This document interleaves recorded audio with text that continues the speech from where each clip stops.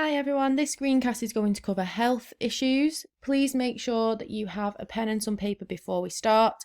Once you've got a pen and some paper, please write down the LO for the screencast, which is to understand the impacts of health issues and associated factors.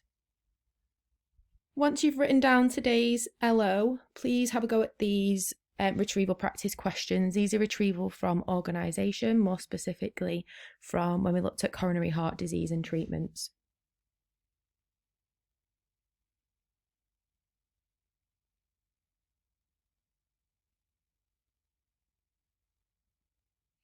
Okay, once you've done those questions, you need a different coloured pen and you can mark your answers. Please make sure you make any corrections so that you can use these notes for revision.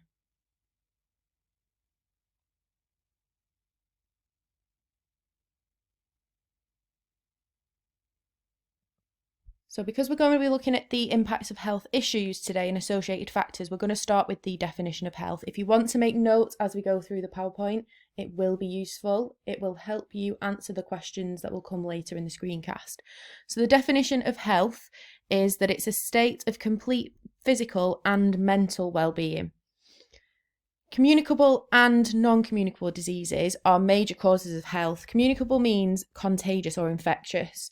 You will cover communicable diseases more in the infection and response topic. The following lifestyle factors can also affect health. The first one we've got is diet, we've got stress and life situations as well. Your first task for this screencast is to copy and complete this passage. The keywords you need to complete the passage are at the bottom here. Please pause the screencast now and have a go at this. Okay, once you're ready to go through the answers, you need to have your different coloured pen ready to mark and correct your answers. So health is the state of physical and mental well-being. Diseases, both infectious and communicable and non-infectious or non-communicable, are major causes of ill health. However, lifestyle factors such as diet, stress and life situations may also have an impact on both physical and mental health. It's important that we understand that quite often health issues don't act alone. So there's different types of disease that can interact in ways that will negatively affect the health of an individual. I want you to make notes using this slide. So you can either do spider diagrams, one for each box, maybe a table with all the boxes in, maybe some flashcards, but you need to know how different health issues can interact to cause ill health in an individual.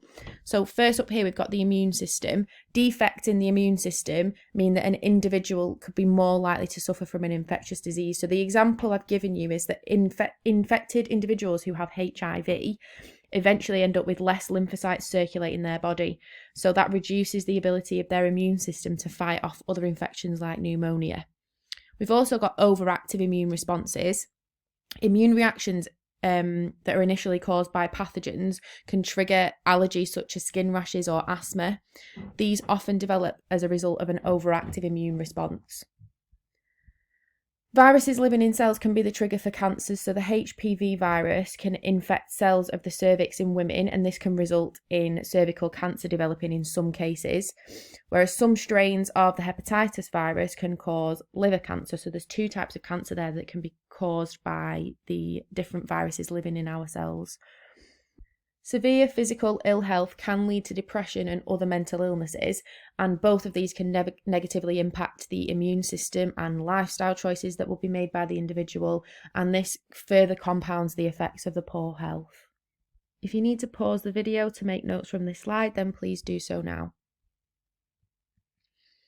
So we're going to look at different types of disease. So communicable diseases, we've said, are caused by microorganisms called pathogens, and they can be spread between individuals or individuals and animals. And there's a whole screencast on this when you come to the infection and response topic. Non-communicable diseases are not caused by pathogens, and their effects on health tend to be a lot longer lasting. Examples are asthma, coronary heart disease, and most cancers. The cost of disease can either be human or financial. So disease can be very costly to individuals and their families. The human cost is that the individuals with a disease would have a lower quality of life, possibly a shorter lifespan. The families of the sufferer are also affected with caring responsibilities or potential parental or partner death. The financial costs include the cost of healthcare, research into diseases, awareness campaigns. The individuals suffering from the disease might have reduced income, they might be unable to work at all, they'll have personal care costs, they might need adaptations to the home, specialist equipment. And if lots of people in the same area are unable to work due to non-communicable diseases, the economy can be affected, so that can either be on a local scale or a national scale. There are risk factors that are associated to some health issues. So there are other risk factors that can affect the health of individuals and increase the risk of getting a disease. These can be either aspects of a person's lifestyle, like lack of exercise, stress levels, and they can also be substances or chemicals that are taken into the body either through the diet, or maybe they smoke, we might drink, and also they can be in the environment as well, so things like air and water pollution. Many diseases are caused by the interaction of a number of risk factors. So there are 3 main risk factors for cardiovascular diseases. So they are diseases of the heart or the blood vessels. Diets that are high in saturated fats can increase the levels of cholesterol in the blood, and this can lead to coronary heart disease. There is a screencast that covers coronary heart disease in more detail. Smoking is also a risk factor for cardiovascular disease because tobacco smoke damages the lining of the arteries, and carbon monoxide reduces the amount of oxygen the blood can carry. This means the heart has to pump harder. Nicotine causes the heart to beat faster as well, and this will raise the blood pressure. Lack of exercise, if you don't exercise regularly, your blood pressure will be higher, and also your stress levels could be higher because exercising regularly lowers your blood pressure and your stress levels, meaning that there's less strain on your heart. Obesity is a risk factor for type 2 diabetes, and it can be caused by poor diet and lack of exercise.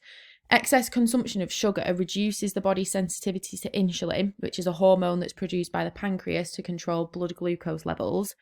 This means that the body can no longer correctly regulate the level of glucose in the blood, and it can be really, really dangerous. Long-term consumption of alcohol can cause cirrhosis of the liver, which means scarring of the liver tissue, and it means that the liver actually can't remove toxins from the body anymore, and it can't produce sufficient bile to help with digestion either. The consumption of alcohol also damages the brain and can cause anxiety and depression. Smoking can lead to various lung diseases. Chemicals in cigarette smoke, such as tar and nicotine, damage the alveoli in the lungs, which makes gas exchange less efficient. Cigarette smoke also contains chemicals called carcinogens, and these are chemicals that have been known to cause cancer. Exposure to carcinogens doesn't just come from cigarette smoke. Ionizing radiation like X-rays and certain chemicals can cause damage to DNA in your cells, and this leads to uncontrolled cell division, which causes cancer. The chemicals are found in cigarette smoke, but like I said, they're not the only source of carcinogens. Smoking and consuming alcohol while pregnant is another risk factor. Smoking during your pregnancy can negatively impact the development of the fetus.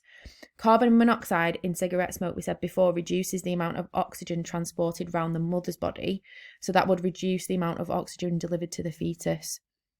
Substances in alcohol can impair the development of the brain in a fetus, and it can lead to something called fetal alcohol syndrome.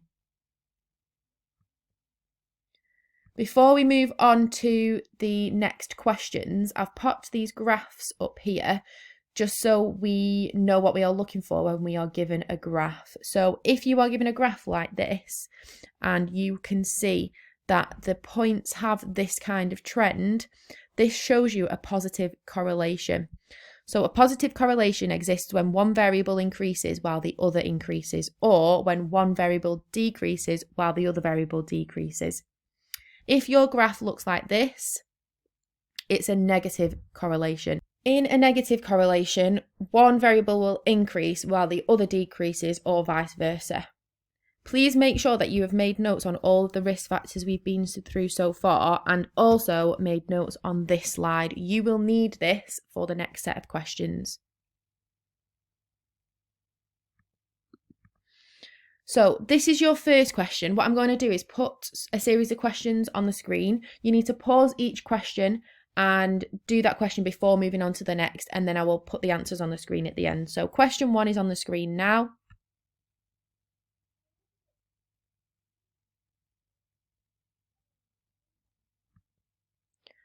This is question 2. Please make sure you answer both of these challenge questions for both graphs.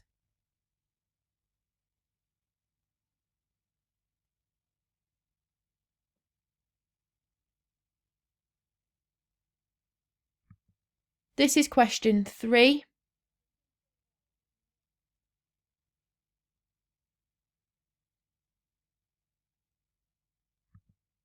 This is question 4. For this question, figure 1 is the graph on the previous slide.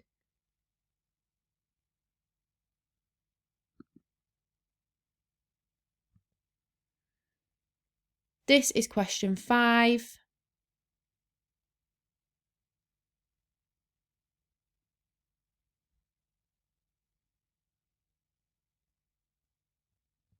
This is question 6.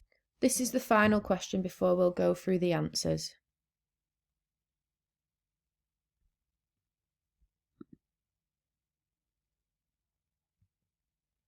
So the answer to question 1 is now on the screen. Please make sure you correct your answer.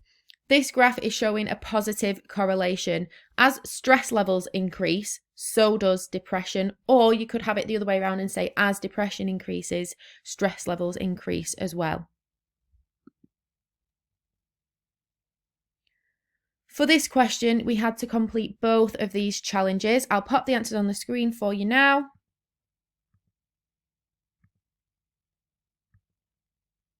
Please make sure you add as much detail as possible to your answers so you can use these as revision.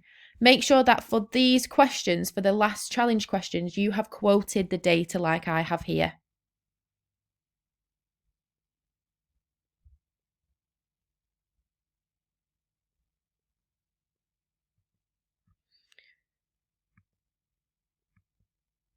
So to calculate the answer to this question, or to work out the answer to this question here, I've actually drawn a line from the top of this bar all the way across to my axis so I can read what number we have here.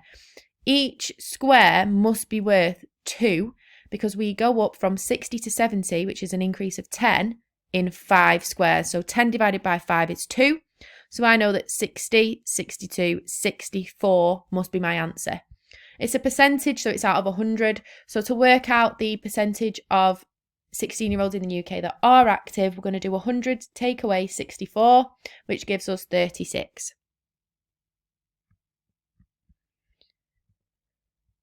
Again, please make sure you add as much detail as possible to your questions. You only need one of these bullet points here for this question.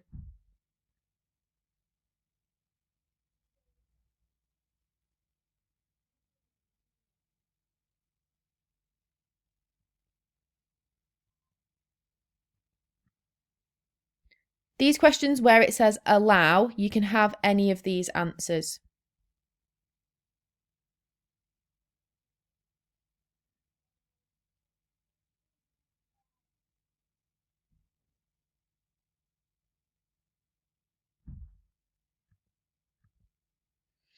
And the final answers are now on the screen.